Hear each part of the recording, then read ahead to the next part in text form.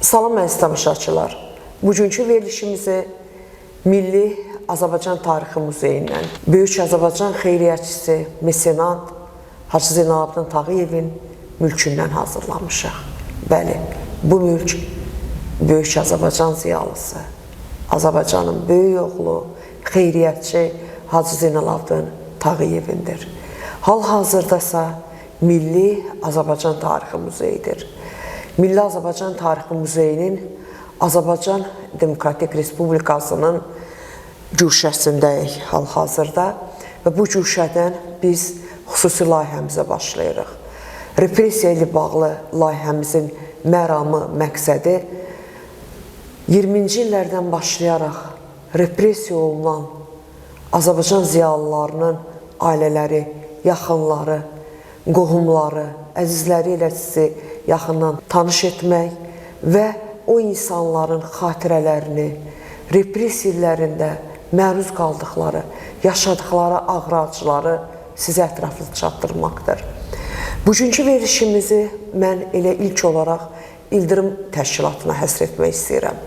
İldırım Təşkilatının yaranması, qurulması, bu təşkilatın 8 üzvünün hər birinin fədəkarcasına Azərbaycan naminə, müstəqillik naminə mübarizə aparması ilə bağlı bizim sənətli televiziya filmimiz var. Və o sənətli televiziya filmini hazırlayanda bu ailələrin hər birinin ağrısını, acısını görmüşəm. Və belə bir layihəni də Xalq qəzetinin internet televiziyası Xalq TV-də hazırlayanda qərarı aldım ki, bizim tamaşaçılarımızla bu ailələrin hər birini yaxından tanış edim. İldırım Təşkilatının qurucularından biri, 8 üzvündən biri Hacı Zeynalovun qızı, tarix üzrə fəlsəfə doktoru Məhfuzə Zeynalova bugünkü verilişimizin qonağıdır. Daha doğrusu, bugün biz Milli Azərbaycan Tarixi Muzeyində çalışan Məhfuzə xanımın qonağıyıq. Təşəkkür edirəm Kəmalə xanım. Ümumiyyətlə bu verilişi apardığınıza görə, bu verilişi hazırladığınıza görə, ümumiyyətlə repressiya qurbanlarına verdiyiniz bu, sizin bu diqqətinizə görə təşəkkür edirəm. Mənim atam Hacı Zeynalov 1923-cü ildə Lənkəran şəhərində anadan olub. Tacir ailəsində onun atası Həbib Zeynalov, Lənkəranın 2-3 varlı tanınmış ailəsi olsa, onların biri Zeynalovlar ailəsi idi, ən varlı tanınmış tacir ailəsi idi. Həmən bu ailədə doğulan Hacı Zeynalov hələ uşaqlığın Lənkəranda, ilk illərdə Lənkəranda böyüyüb, amma ailəsinin o zaman Sovet hökuməti qurulsa da, hələ ki o mülkləri var idi, evləri, aptek, hamam, dükanları və bunların bir hissəsi müsadirə olunmuşdu. Amma aptek qalmışdı və atası orada işləyirdi. Lakin 20-ci illərin sonlarında artıq Sovet hakimiyyətində siyasətin, iqtisadi siyasətin dəyişməsinin nəticəsində hər şey artıq əllərindən alınmış və 30-cu illərin əvvəlində onlar Bakı şəhərində köçürlər. Ümumiyyətlə onların ailəsində 4 uşaq idi, 3 oğlan və bir bacısı, Tahirə xanım bacısı var idi. Və 30-cu illərin əvvəlində ailə köçür, yəni yalnız Hacı kiçik yaşlı idi, obaslar artıq böyüdülər. Hacı ilə və atası, anası Bakı şəhərində, İçəri şəhərə, Firdovsi küçəsində bir kiçik bir evə köçürlər. Və Hacı məktəbə 1932-ci ildə 132 nömrəli məktəbə daxil olur və burada oxumağa başlayır.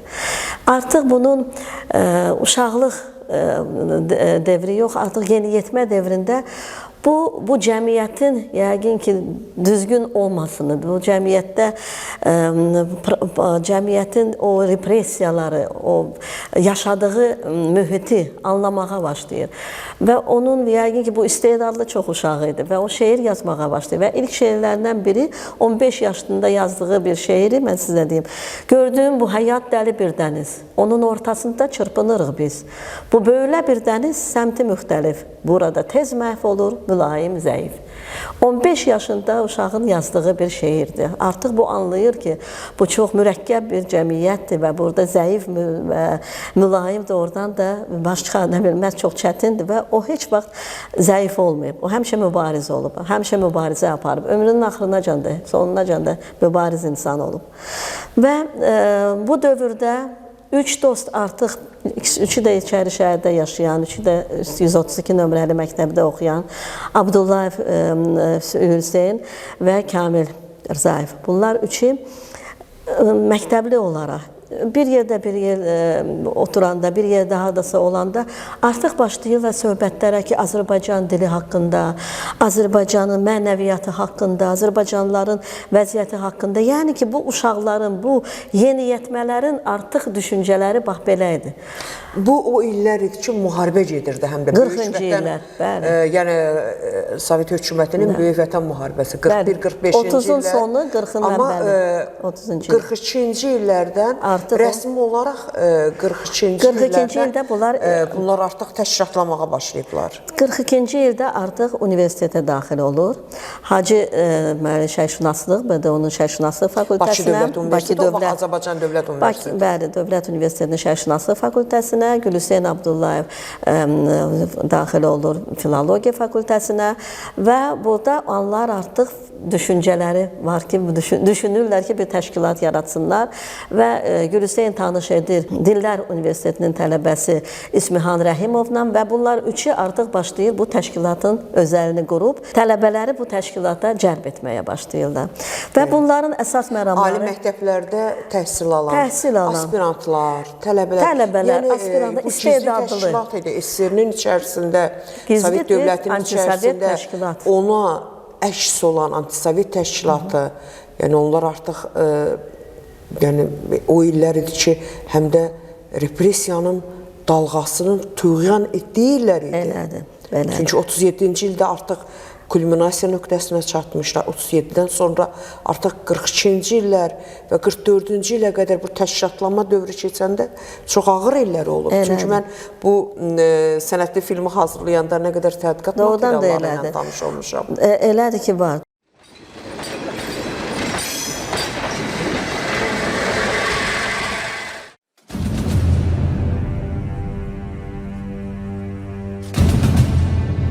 Müstəqil Azərbaycan naminə.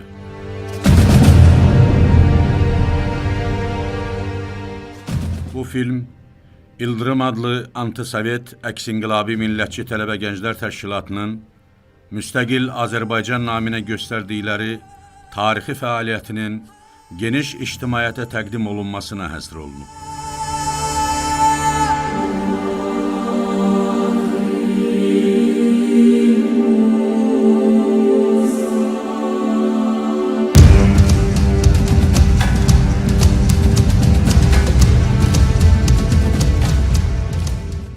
Oradan da o illər çox dəhşətli illərdir. Repressiyanı tuğyan edən 37-38 o qırmızı terrorun tuğyan etdiyi illəri idi. Hətta üzr istəyirəm, tamaşaçılarımız bilsin ki, 42-ci ildən başlayaraq təşkilatlanmağa başlayan İldırım təşkilatı məhz 37-ci ilə etiraz əlaməti olaraq yaranıbdır. Bəli. Biz çox gənc idik, universitetdə oxuyurduq.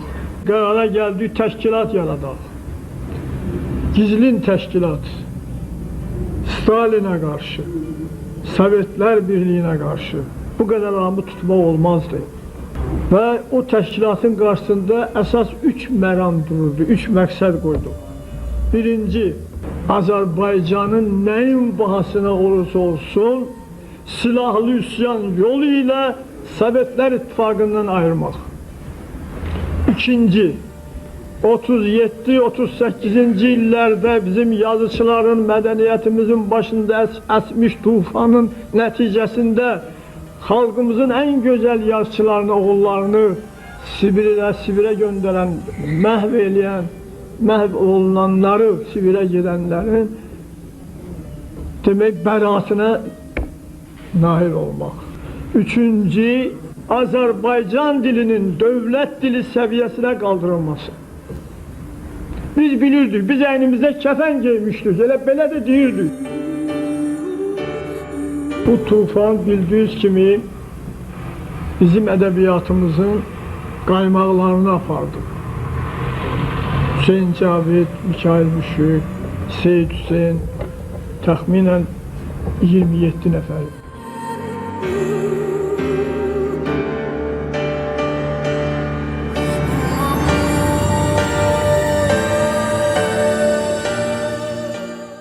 Bəli, Bunların 20, etirazı. amma repressiya 20-ci illərdən başlayıb. Repressiya ümumiyyətlə Azərbaycanda repressiya 28 aprel 1920-ci ildən başlayıb. Sovet hökuməti qurulan günündən elə Azərbaycan Demokratik Respublikasının Xalq Cümhuriyyəti üzvlərindən başlayıb. Bizim sahibkarlardan, Azərbaycan ziyalılardan başlayıb və bu repressiyaya gəlib 50-ci ilin ortalarına qədər davam edib. Və həmən bu 40-cı illərin əvvəlində bunların əsas məramları nədir? İstedadlı, ağıllı tələbələri bu təşkilata cəlb etmək. Və bu təşkilatın əsas məramları nə idi? Azərbaycan dili. Məsələn, bunlar sual verirlər ki, niyə Azərbaycan dili, dövlət dili kimi varsa da, niyə istifadə olunmur? Niyə biz ərzələri rus dilində yazmalıyıq bir təşkilata daxil olanda? Mütləq biz rus dilində ərzə yazmalıyıq, rus dilini bilənlərə üstünlük verilir. Niyə Azərbaycan dili o qədər işlənmir? Nəyə görə bizim tanınmış ədiblərimiz, sevdiyimiz Müşfiqimiz, Hüseyin Cavidimiz, Əhməd Cavadımız, niyə onlar xalq düşmanı elan olunub? Bunları anlamaq istəmirdilər. Və bu təşkilatın əsas məramları elə bax bunlara qarşı mübarizə etmək və gələcəkdə bunlar Azərbaycanı ümumiyyətlə müstəqil görmək istədilər. Və ona görə bu təşkilatı yaradanda öz proqramlarını yaradırlar, and yazırlar, bu and içmə mərasimi də olur təşkilata girənlər üçün. Hansı isə xəzinədar, Hacı Zeynal belə xəzinədar olmuşdu, təşkilatın xəzinədarı. Xəzinə yaradırlar ki, gələcəkdə proklamasiyalar eləsinlər, gizli şrift və mətbəədə o proklamasiyalar yazılsın. Yəni, planları var idi. Atam və nəticədə NKVD onların dallarıcı, onları izləyir və nəticədə mənim atam artıq oktyabrın 3-ü 1948-ci ildə NKVD tərəfindən həbs olunur. Gecə bunların evinə NKVD-dən gəlirlər və atam mənə onu danışıb. Siz nə vaxt bildiniz ki, atanız Sovet dövlətinə qarşı mübarizə aparıb, o vaxtki antisovet təşkilatının qurucularından biri olub. Ümumiyyətlə, siz repressiya olunan bir şəxsiyyətin qızısınız. Nə vaxtdan bildiniz? Neçə yaşınızdan? Bilirsiniz, çox maraqlı sualdır. Doğrudan da çox ailələr var, həmən bu ildırımçıların ailəsinin bir hissəsi heç xəbəri yox idi ki, ataları həbs olunmuşdu, repressiya olunmuşdu. Amma bizim ailədə bu tabu olunmamışdı bu mövzu. Atam danışmışdı. Açılmamışdı? Açılmışdı bu mövzu, əksinə. Açılmışdı. Atam mənə, biz uşaqlıqdan eşitmişik ki, atam həbs olunub, uşaqlıqdan bu söhbət olub evdə. Hərdən bir nə isə atam danışardı deyərdi, amma uşaqlıq dövründə yadıma, haradasa artıq 15 yaşımdan yadımdadır ki, mən ona suallar verməyə başladım. Çünki bilirdim ki, atam həbs olunub, atam mübarizə aparıb, Sovet quruluşuna qarşı belə bir şey var idi. Amma haradasa 15 yaşından sonra mən ona bu sualı başladım, suallar verməyə ki, bata bu nə təşkilatınız olub, bu nə olub, nə cür olub ki, sən repressiyaya məruz qalmısan, nəyə görə səni tutmuşdular? Və o çox vaxt üstündən keçirdi, nə isə deyirdi, uşaqlıq işləri idi, cavanlıq idi. Bilməmişik, başa düşməyəm, bax belə bir. Amma sonra bir balaca mən artıq... Yenə daha həmin quruluşun içində yaşayırdınız. İçində yaşayırdıq, bəli, bu söhbətləri aparmaq belə düzgün deyildi. Artıq mən tarix fakültəsinə daxil olmuşdum, artıq tələbə idim və məni bu suallar artıq maraqlandırırdı. Və mən dedi ki, bizim bir cəmiyyətimiz var idi. Deyirəm, bəs bu cəmiyyətin adı nə idi? Demirdi. Amma bir dəfə bulvarda qulağıma pıçıldadı, İldırım. Bulvarda. Bulvarda gəzəndə. Niyə görə bulvarda? Siz orada sual verirsiniz. Sual verdim. Gəzəndə söhbət edirdi və mən dedim ki, papa, bax, bu təşkilat var idi. Bu təşkilatın adı nə idi? Yavaşca dedi, İldırım idi. Amma heç yerdə onu danışma. Biz KQB-də qol çəkmişik ki, bu təşkilat artıq qaydandan sonra ki, bu təşkilat haqqında bir yerdə görüşməyəcəyik, bu təşkilat haqqında heç kəsə danışmayacaq və bu artıq bu gizli bir söhbət. Bunu sən heç yerdə danışma. Amma təşkilatın adını dedi. Keçin bu 40-cı ilin o 3 oktyabr gecəsinə, çünki o da maraqlıdır.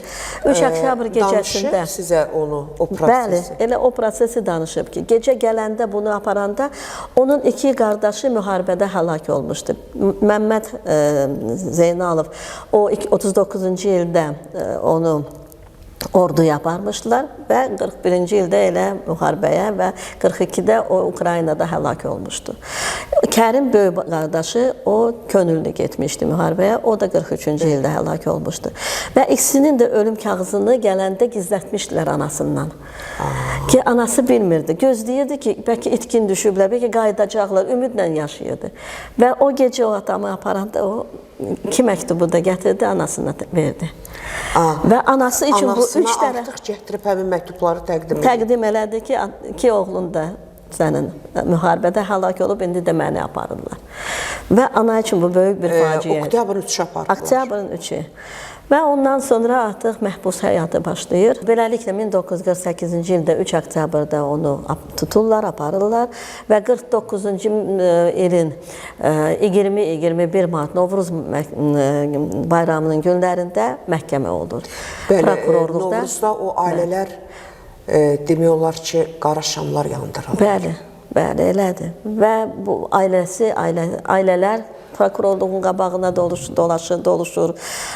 O tələbələr, çünki onları tanıyırdılar, universitetlərin tələbələri. Artıq deməli bu hərəkət haqqında böyük informasiya var idi, çünki onlar tanınmış, onlar adi tələbə deyildilər. Onlar hamısı qabaqçı tələbələr idi, aspirant idi, var idi içərisində universitetin əlaçı tələbələrindən idilər bunlar.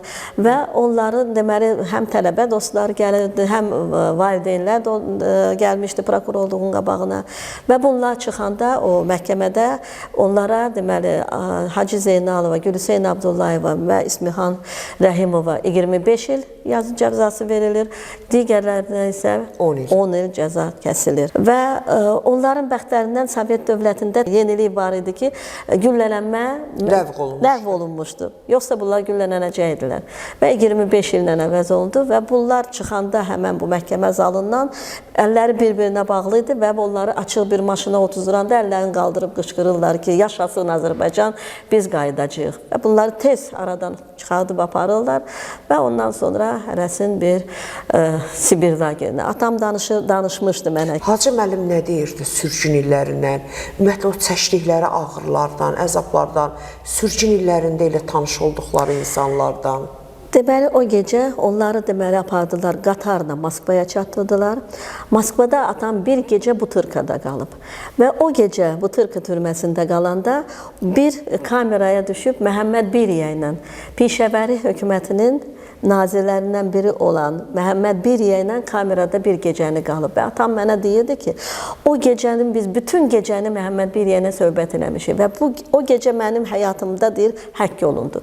Nə danışıblar, nə söhbət oldu. Yəqin ki, Azərbaycan haqqında, yəqin ki, bizim Azərbaycanın taleyi haqqında. Deməli, Pişəvəri hərəkatının nümayəndələrini orada Moskvada saxlayırmışlar. Bəli, Məhəmməd Biriyə o vaxt Moskvada türmədə idi və onunla bir gecə kamerada qalıb. Bax, onu həmişə deyərdi ki, danışardı. Bilirsiniz, mən indi heyfsləndirəm ki, mən nə biləydim ki, atam qəfildən rəhmətə gedəcək. O qədər suallarım indi var ki, o qədər soruşmağa suallarım vardı, amma bilməmişəm. Həm də siz axı, neçə yaşınız var idi atanızdan sonra? 25. Artıq ona ətraflı suallar verə bilərdiniz. Verə bilərdim, amma kim bilirdi ki, bax elə olacaq ki, həyatın hökmü elə olacaq ki, bir gecədə o infarkt olub gedəcək 65 yaşında və o sualları verə bilməmişəm. Deməli, oradan sonra da Moskvadan hərəsini bir Sibir lagerlərinə göndərdilər və o vaxt perisilka var idi o lagerdən lager. Yəni ki, o bir lagerdə, bir yerdə yox. Saxalində də olub Sibirin ortasında da köçürülmələrdir. Onları köçürürdülər bir neçə vaxtdan sonra. Hansı şəhərlərdə olub köçürülmələrdə? Bilirəm, danışırdı ki, Saxalində olub. Bir də son mənzil o Komi ASSR stansiya Patma. Orada lager var idi. Həmən o lagerdə son illər Komi Muxtar Respublikası son illər oradaydı. o lagerdə saxlanılırdı. Və o lager həyatından danışanda maraqlı düşərgə həyatından danışanda düşərgəyə düşəndə orada onu dostluq eləməyə başlayır bir Yahudi İsaq Abramoviçlə. O həkim idi, tibb qardaşı və onunla yaxınlıq edir. O Sankt-Peterburqdan idi. Atamla həm söhbət edilər, çox vaxt bir-biri ilə söhbətlər eləyərdi və atamın xatirini çox istəyərdi və o tibb işçisi olaraq ona bir köməklik edirdi. Nə cür? Deməli, atam deyirdi ki, hər bayram ərəfəsində 10 gün ərzində bütün siyasi məhbusları 10 günə karçıra salardılar. Karçırda nədir? Qaranlıq, tək qalan bir soyuq bir yer, bir çörək, bir su, yəni yemək də verilmirdi. Çörək, su, çox ağır bir günlər idi bu 10 gün. 10 gün dözümsüz bir günlər idi. Və həmən bu İsaq Abramoviç orada həkim, türk həkim idi. Kərməncioğlu adında bir xanım. O xanım ampula verərdi glukoza. Çörəyin arasına qoyardılar və o karçıra ona göndərərdilər. Və demişdilər ki, glukozanı deyir, sındır, ampulanı iç. Orada türk həkimi işləyir. Türk həkimi işləyir. O da məhbus idi. Məhbus olub. Məhbusları işlədirlər. Amma məhbus olaraq həkim imiş də orada. Həkim kimi işləyir. Adam həmişə deyirdi, həkimlikdir, çox gözəldir. Lagerdə həkimlər işləyirdi. Lagerdə həkimlər, yəni ki, onların... O atanıza çörəyin içərisində... Çörəyin, İsaq Abramoviçin vasitəsilə çörəyin içərisində ampula qoyardı, glukoza göndərərdi.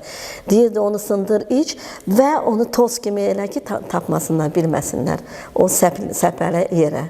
Və o onu bir balaca saxlayırdı, güc verirdi o glukoza ampulası. Ya da olurdu, deyir, xəstələnirdim. Atamıza görün o insanın nə qədər... Deyir, xəstələnirdim, düşürdüm, deyir, məsələn, həmən o lager xəstəxanasına.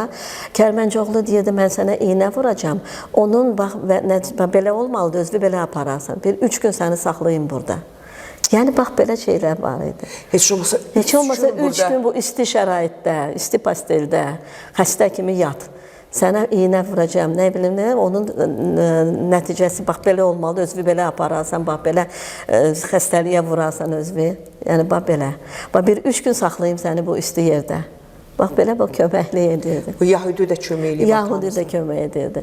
Bax, yəni ki, lagerdə... Sonra daha nə xatirələr? Bir gün, deyir, lagerin içərisində, deyir, xatirə odur ki, düşən kimi düşmüşdü, çox soyuq bir yerə, deyir, lesopaval deyilirdi, meşə qırıldı. Və deyir, mənfi 50 dərəcədə dözümsüz bir vəziyyət idi, amma deyir, işləməli idi. Meşədə.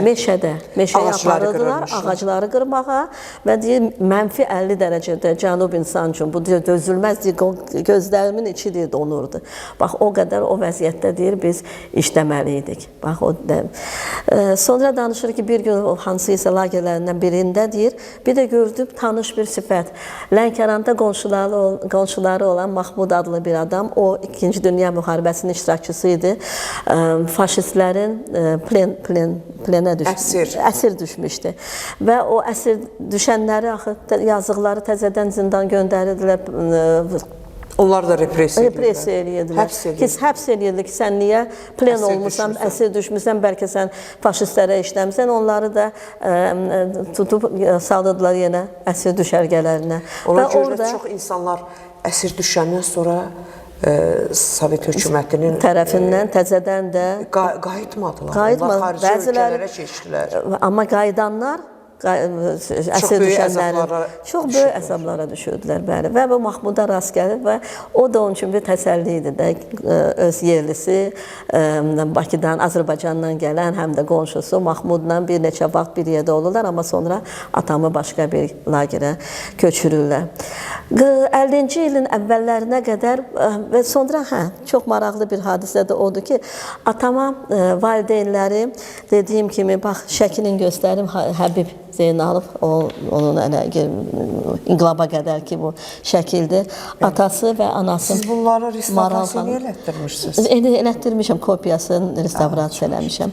Adı anası Maral xanım. Onlar və bacısı Tahirə xanım göndərirdilər, bağlamalar göndərirdilər. Nə qədər mümkündür, neçə aya gəlib çatırdı.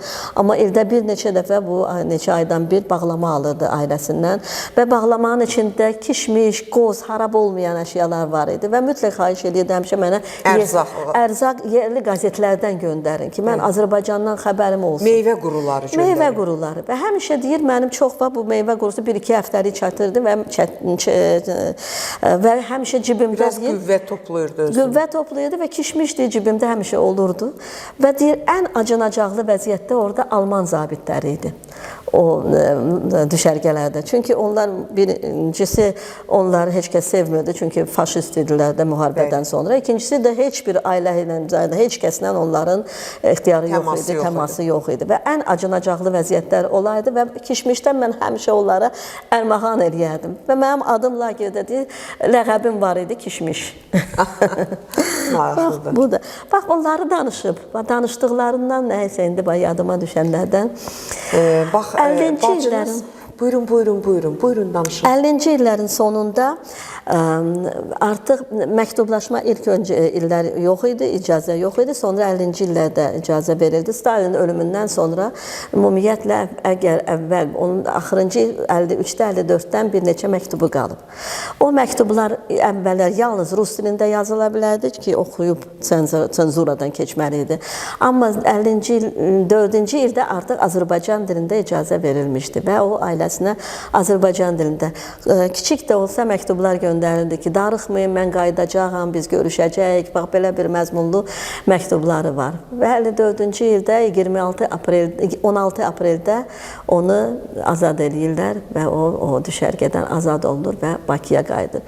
Çox maraqlıdır, mənim atamın həyatında oktyabr ayı, 3 oktyabrda o tutulmuşdu, 24 oktyabrda həyatını dəyişib. 16 apreldə düşərgədən azad olunmuşdu. 26 aprel ad günü idi. Və bizim evdə də 16 apreldə, 26 apreldə mütləq 2 gündə ad günü idi. O çox xoşlayardı öz ad günlərini və mütləq bütün qohum-əqrəbə yığışardı, hamısı gələrdi evimizə, böyük stol açılardı. 2 gün 16 apreldə, 26 apreldə ad günləri keçirirlərdi evdə. Və o Bakıya qayıdır, Bakıya gəlir. Elə bilir ki, atası, anası sağdır.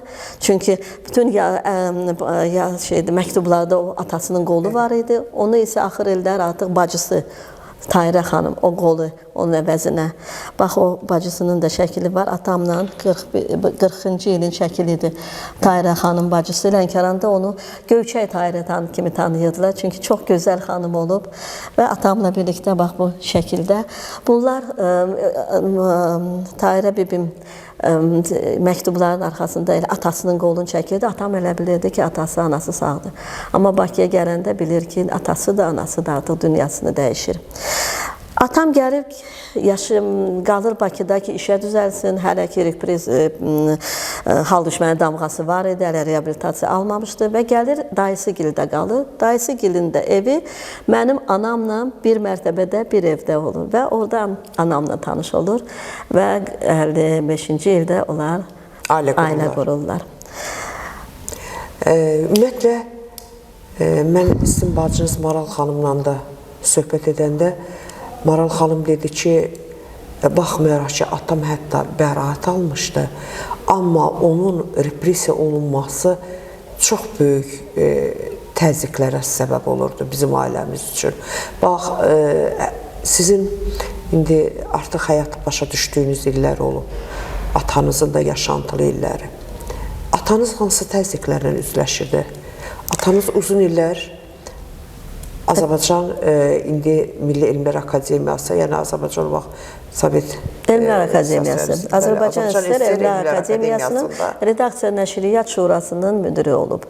O, elə bil, Elmlər Akademiyasının bütün nəşriyyatının başındaydı. Yəni, bu nəşrlər həmən bu nəşriyyat şöbəsindən keçirdi və o şöbədən keçəndən sonra nəşrə göndərilirdi. Yəni, hansı təzyiqlərlə üzləşib? 55-ci ildə qaydanda işsiz, iş axtarırdı, hara gedirdisə, hələ ki, reabilitasiya alınmamışdı və o tutulanda artıq Elmlər Akademiyası Hərbərlər jurnalında işləyirdi və fikirləşir ki, yenə də ora qayıdım. Və Elmlər Akademiyasına gələndə Ziya Bunyatovla tanış olur. Akademik Ziya Bunyatovla. Sonradan onlar böyük yaxın dost olurlar. bütün ömrünə Ziya Bunyatovla çox yaxın olublar və ilk elə Qırmızı Terror kitabını yazan və Hacı Zeynalovun həsr etdiyi, ona həsr etdiyi o kitabın o hissəsi, İldırıma həsr olunan hissəsi məhz Hacı Zeynalova həsr olunub. Onlar neçə illər sonradan dost oldular. Və onun vasitəsilə o akademiyaya gəlir, amma gəlir əvvəl ilk öncə prezidentin qəbuluna. O vaxtda Yusif Məmmədəliyev idi, akademik Yusif Məmmədəliyev prezident idi və Yusif Məmmədəliyev heç nəyə baxmayaraq ki, reabilitasiyası yoxdur, onu işə qəbul edir. Çünki böyük ziyalı idi. Böyük ziyalı idi, elə idi və onu işə qəbul edir və yenə də Redaksiya Nəşriyyat Şurasına və birazdan həmən o redaksiya nəşr şöbəsinin müdiri olur və ömrünün axırınacan həmən bu şöbənin müdiri olaraq işləyirdim. Və böyük bacım Zeynalova Maral, o Bakı Dövlət Universitetinin Biologiya fakültəsini bitirmişdi və ondan sonra Leningrada aspiranturaya daxil olmuş. Əvvəl stajirovka dildə, sonra da aspiranturaya və orada tanış olur o gələcək yoldaşı ilə, Dəmir Rüstəmovla və orada aspirant fizika üzrə aspiranturada oxuyurdu və onlar evlənmək istəyəndə Rüstəmi çağırırlar universitetinin birinci şöbəsinə və deyirlər ki, sən kiminlə evlənirsən? Bizim səninlə bağlı böyük bir planlarımız var idi. Sən burada qalmalıydın, sən burada işləyə bilərdin. Sən isə disidentin qızı ilə evlənirsən. Deməli, KGB bilirdi ki, bu Maral Zeynalova disidentin qızıdır. Deməli, KGB bizi izləyirdi. Deməli, bu təzyiqlər var idi. Sovet dövlətin vaxtında 80-ci illərdən söhbət gedir. 80-ci illərin əvvəlindən. 82-ci il, 81-2-ci illər. Deməli, İsrail Dövlət Təhlükəsizlik Komitəsi deməli, izləyirdi. Bilirmiş ki, o repressiya olunanların övladları yenə də izlənirdi. Sadəcə olaraq onların xəbəri olmuyor. Xəbərimiz olmuyor, bilmirdi, amma izlənilirdi deməli. Bacınızla ailə həyatı qurmaq istəyən adama xəbərdarlıq olunur ki, artıq sən biz istədiyimiz yerdə, istədiyimiz vəzifələrdə işləyə bilməzsən. Çünki sən disidentin qızı ilə evlənirsən. Repressiyaya məruz olan insanın ailəsi ilə qohumluq bağlıysan, qohum olacaqsan. Və beləliklə də, amma Rüstəm dedi ki, mən maraqlı deyil və mən ailə quracağım Maralla. Və beləliklə demək istəyirəm ki, bizim xəbərimiz olmasa da, deməli biz izlənirdik. Ananızın da nəsli repressiya olunub. Biraz tamaşaçılarımıza məlumat verəsiniz. Deməli, anam Sultanova Zərifə, Əziz bəy qızı, onun atası İrəvan bəylərindən olmuşdu. Əziz bəy Sultanov, onun anası Topçubaşovlardan, atası Sultanov. İrəvanda onların böyük mülkləri, 3 mərtəbəli evi var idi, İrəvan ətrafında kəndləri var idi. Amma 18-ci ildə məlum hadisələrdə onlar İrəvandan köçmüşlər Bakıya, bütün ailə ilə qaçmışdılar. 18-ci ildə? 1918-ci ildə köçmüşlər Bakıya. Köçmüşlər, onlar qaçqın olmuşlar. Bəli. Orada böyük artıq 18-ci ildə ermənilərin oraya yerləşdirilməsindən sonra onlar İrəvan torpaqları itirilməyə başlayıb. Və itirmişlər. Onların nə qədər kəndləri... Orada böyük qanlı döyüşlər olub. İrəvanın mərkəzində 3 mərtəbəli evləri var idi və onlar qaçqın olaraq oradan qaçıb gəlirlər Bakıya, bütün ailə ilə. Köçürlər Bakıya, Bakının mərkəzində indiki Zərgər Palan və Nizami küçəsinin kəşfməsində 3 mərtəbəli böyük bir ev alırlar və ailə ilə ora köçürlər. Və artıq Sovet dövründə bilirsiniz ki, bu evləri müsadirə edirlər və ora müxtəlif insanları yerləşdirirlər və o Əziz bəyin ailəsinə 3-cü mərtəbədə 2 otaqlı mənzil qalır. Amma onun qardaşı və başqa 1-2 qohumları da orada məskunlar, onlar da hərəsindən 1-2 otaqlı ev mənzil qalır. Və Əziz bəy 20-ci illərin əvvəlində nənəmlə evlənir. Nənəm Fatma xanım Mehmandarova, o vaxt Bakıda Lənkəranda anadan olub. Mehmandarov sizin ananızın nə idi? Deməli, anamın babası. Səməd bəy Mehmandarov? Səməd bəy Mehmandarovun doğma qardaşı Baba bəy Mehmandarovun qızıdır. Ananız? Nənəm, Fatma xanım. Nənəniz? Fatma xanım, nənəm. Fatma xanım və bir bacısı Ziba xanım, qardaşı da Musa xanım. Bu üç övlad məhz Sultanbəyim xanım Talışınskidən olmuşdu.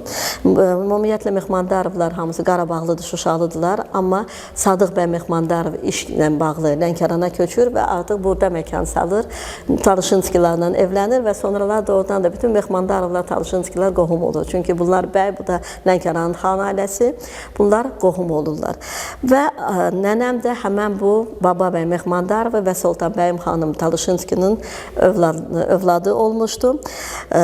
Lənkəranda böyüyür, lakin məktəbə iki bacını gətirirlər Bakıya. Müqəddəs Nina gimnaziyasına. Müqəddəs Nina gimnaziyası. Bəli, bax bura oxumağa gətirirlər. İki bacını verirlər. Bu Rus məktəbi hesab olunurdu. Bəli. Və bu qızlar burada. O məktəbin himayəçilərindən biri də Sona xanım Tağıyeva idi. Bəli. Və Sona xanım həmişə orada Azərbaycanlı qızlar az idi. Əksəriyyəti Rus, erməni, xristian qızları idi. Amma Azərbaycanlı qızlar da oxuyurdu. Onlardan ikisi də mənim deməli nənəm Fatma xanım və onun bacısı Ziba xanım idi. Və ona görə də Sona xanım Tağıyeva bütün Azərbaycanlı qızlara himayəçilik edirdi və onları çox yaxşı tanıyırdı. Və nənəm bu məktəbi qutarandan sonra 22-ci ildə ailə qurur, həmən Əziz bəy Sultanovla. Artıq Sovet hakimiyyəti qurulmuşdu Azərbaycanda. Artıq Əziz bəy kommersiya ilə məşğul idi. O İrandan xalçalar gətirir və orada Asiya ilə baxdı. Hansı isə bunların bir kommersiya işləri var idi. Və 20-ci illərin əvvəlində Əziz bəy ailəsi ilə köçür Daşkəndə. Və Daşkənddə həmən bu işlə bağlı onu tuturlar. Həbs edirlər və güllələnmə verirlər. Güllələnmə gecə özbək dostları gəlir, qadın paltarı gətirir ki, Əziz bəy, qadın paltarını geyir, səni qaçırdaq, səhər güllələyəcəklər səni. Mənim heç bir günahım yoxdur, mən qadın paltarında buradan qaçan deyiləm, mən günahkar deyiləm. Səhərsi onu güllələyirlər. Əziz bəy, sizdə fotosu var? Bax, Əziz bəy, bax budur. Onu güllələyirlər səhərsi, 3 gündən sonra nənəmi çağırırlar, üzr istəyirlər. Düzgün olmayıb, onun günahı yox idi. Əvəzinə 10 metr çit, 10 metr öpək, neçə kilo buğda, nə verirlər və yola salırlar. Ağzını bağlamaq üçün. Nənəm də Zərifə kiçik yaşlı, 3 yaşlı qızını götürüb köçür təzədən Bakıya, həmən bu evlərinə. Mən anam həmişə deyərdi ki, atam əvəzinə bizə 10 metr çit verdilər. Atasını faktiki görməyib, çünki 3 yaşı var idi atası rəhmətə gedəndə. Bax, belə Fatma xanım köçür Bakıya və Bakıda işə düzəlir, onun mühasibatlığı qutarır və 20-ci ilin sonlarında o Mərkəzi Univermaqda qapqacaq şöbəsində işləyirdi. Və o dövrdə nənəm danışardı. Sona xanım Tağıyeva artıq 24-cü ildə Hacı Zeynalabdin Tağıyev rəhmətə gedəndən sonra onları Məqdəkan evlərindən qovmuşdular, küçələrə səpələmişdi. Yazıq artıq çox ağır həyat tərzi keçirirdi, acılıq idi.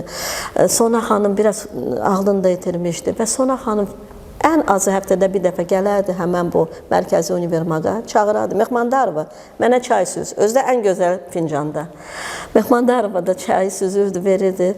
Sona xanım çayı içirdi, çaşqanı atıb sındırıb çıxırdı. Nənəm də öz maşından o çaşqaların pulunu verərdi. Çünki deyir, mən deyə bilməzdim Sona xanıma ki, çay verməyəcəm, çıx get buradan. Həmişə onu hörmətlə qarşılayıb çayını da verərdi və belə də yola salardı. Bax, belə nənəmin yaddaşında qalan, bizim yaddaşımızda qalan nənəmin danışdığı əhvalat xatirədir. Anam danışardı ki, bütün evdə olan bəylə, xanlarla bağlı, onların deməli hansı isə sənədləri, foto şəkilləri deyə cırardıq və peçin içində 30-cu illərin sonunda, o həmən o qırmızı terror illərində. Bütün deyir, bizim evimizdə çox az şəkil qalıb, çox sənəd ümumiyyətlə qalıb, hamısını cırıb peçin içində yandırardılar. Qorxudan. Və deyir, hər qorxudan, bəli, hər həftə deyir, hər ayda heç olmasa bir dəfə evimizə deyir, gələrdi, deyir, NKVD kimisə aparardı. Çünki nənəm ki, tək qaldı, öz anasını Sultanbəyim xanım da gəldi, onlarla qaldı. Və Lənkərandan qohumlar həmişə gələrdi, qalardı nənəmin evində. Həmişə nənəmin evi, Fatma xanımın evi. Ayda bir dəfə NKVD-nin əməkdaşları gəlib yoxlayırmış. Və kimisə qohumlardan, onlarda qalan qohumlardan kimisə aparardı. Məsələn, sorğu-sual edirmişlər. Rəşid bəy Mehmandarov bir neçə vaxt qalmışdı, nənəmgilin evində gəlib gedərdi onlara. Və bir gün qonşuların kiməsə zarafatçən deyib, uşaqlar ayıq olun, gəlirlər. sabahsı onu apardılar və sürgün elədilər Qazaxstana. Bir zarafata görə. Rəşid bəy Mehmandarov. Mehmandarov. Nəyə görə? Onun bacısı Süreyya xanım Mehmandarova, o ərə getmişdi, ailə qurmuşdu. Narkom var idi Əli Məmmədovla. 37-ci ildə Əli Məmmədovu başqa narkomları repressiya etdikləri kimi onu da tutdular, güllələdilər və onların içərisində Hətta onların Sovet hökumətinə xidmətləri də unuduldu. böyük xidmətləri olub Sovet hökuməti. Hamısı bolşevik olub, hamısı Sovet hökumətini quranlar olub Azərbaycanda. Amma onları məhv elədilər. Özlərini də götürdülər aradan və onlardan biri Əli Məmmədov və onun hanımı xalq düşmanının arvadı kimi onu da sürgün elədilər Qazaxstana. 3 uşaqları var idi. Nənəm uşaqları qoymadı. Getsin, sürgünə getsinlər. Nənəniz saxlayıb o uşaqları? Saxlayıb o uşaqları evində və anası qaydana qədər onlar bizim evdə böyüdülər. Sürgündən qayıdıb sonra qadın? Bəli, Süreyya xanım qayıdıb sürgündən, uşaqları təhsil alıb, hamısı sonralar, ilk illər təhsil ala bilmirlər xalq düşmanları uşaqları kimi, amma sonralar artıq gizlətmişdilər ki, xalq düşmanıdır, nəysə. Təhsil aldılar, hərəsi bir vəzifəyə də gəldilər. Süreyya xanım da qayıtdı.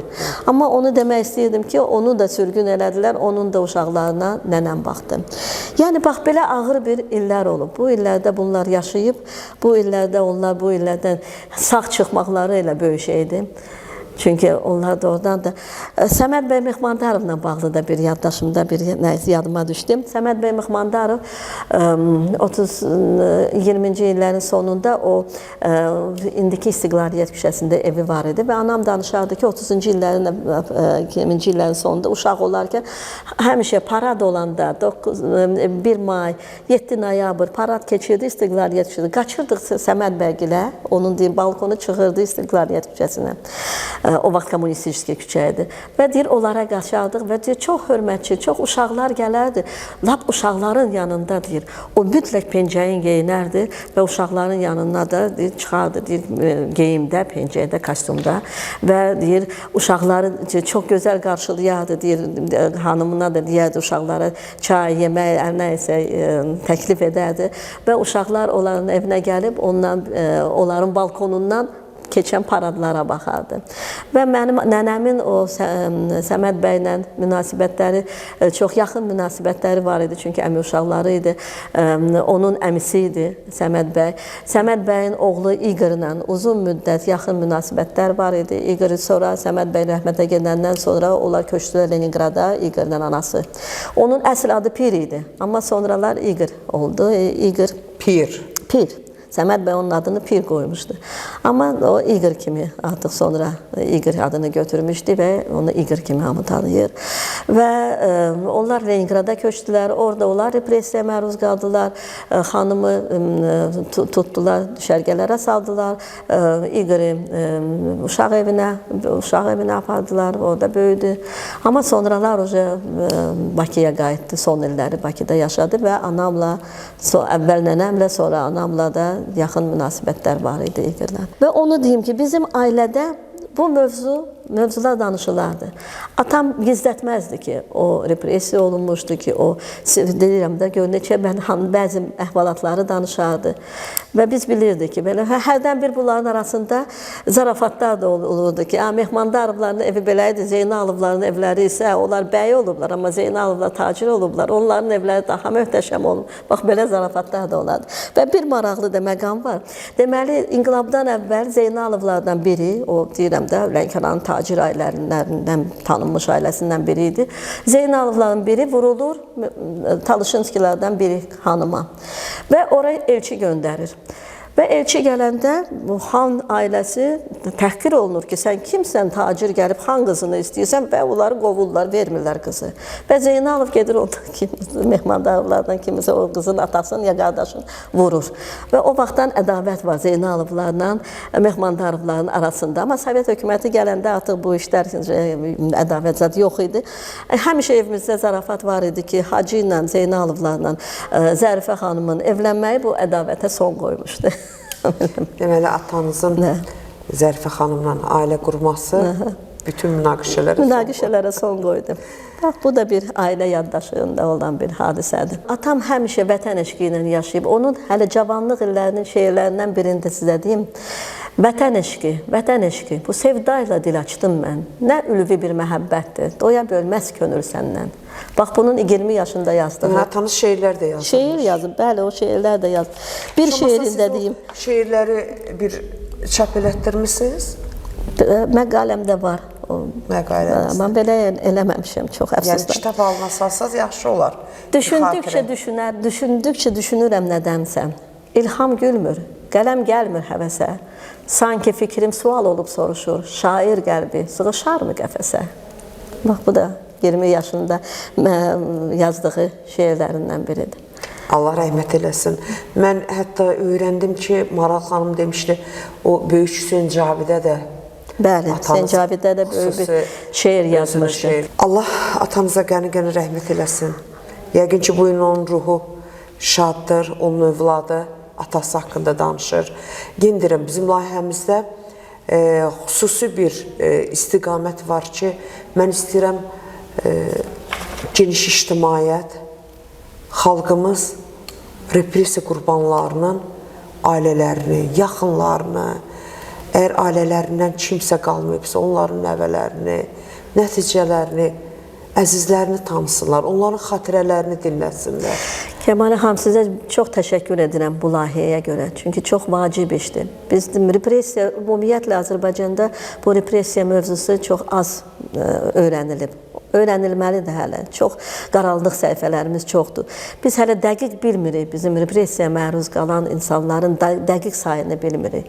Yəni, hələ ki, öyrənilməyə çox iş var. Və sizin bu verilişiniz, bu elə bil, bu təkan bərkə verdi bu araşdırmalara. Bu çox vacib bir işdir. Siz bir jurnalist kimi ailələrlə görüşüb, o ailələrinin tarixini, o ailələrində qalan bu yaddaşlarda qalan bu hekayələr siz həkk etdirirsiniz, siz yazırsınız və bu qalacaq. Yazırsınızmı xatirələrinizi? Çalışıram yazmağa. Yazıram. Bilirsiniz, bu bizim Azərbaycanlıların çox pis xasiyyətimiz var. Memuar yazmırıq. Onda biz atamıza dedik, ata yaz da, memuarlarını yaz. Düzün deyim, o başlamışdı yazmağa. 80-ci illərin sonunda artıq başlamışdı yazmağa. Onun dəftərləri, qeydləri qalıb, amma orada qeydlərdir. Elə bir cümlə ilə bir qeyd edirdi və biz onun açıqlamasını bilmirik, əfsuslar olsun. O cümlələri yazırdı, qeydlərini edirdi, yəqin ki, açıqlamaq istəyirdi. Amma 4 oktyabr 89-cu ildə qəfildən onun ürək tutmasından rəhmətə getdi. Çox maraqlıdır. O, deməli, fasiləyə gəlmişdi işdən. Saat 3-də Elmlər Akademiyasında... Meydan hərəkatı başlamışdı. Meydan hərəkatı başlamışdı artıq. Və saat 3-də Elmlər Akademiyasında prezidium olmalıdır və o ora gedirdi. Ora hazırlaşırdı getməyə. Birdən ürəyi tutdu. Və onun həmişə arzusu vardı, həmişə deyərdi ki, mən öz kravatımda ölmək istəyərdim. Və doğrudan da öz çarpayısına uzandı və orada da dünyasını dəyişdi. Və o prezidiumun üzvləri saat 3-dəki prezidium olacaqdı. Bütün rəyasət heyəti bizim evə gəldi. Və son rəyasət heyəti vidalaşma məhz bizim evdə oldu. Çünki o rəyasət heyətinin üzvləri başda prezident akademik Eldar Salayevlə başda olmaqla gəldilər bizim evimizdə və son dəfə Hacı Zeynalovla vidalaşdılar. Allah rəhmət eləsin.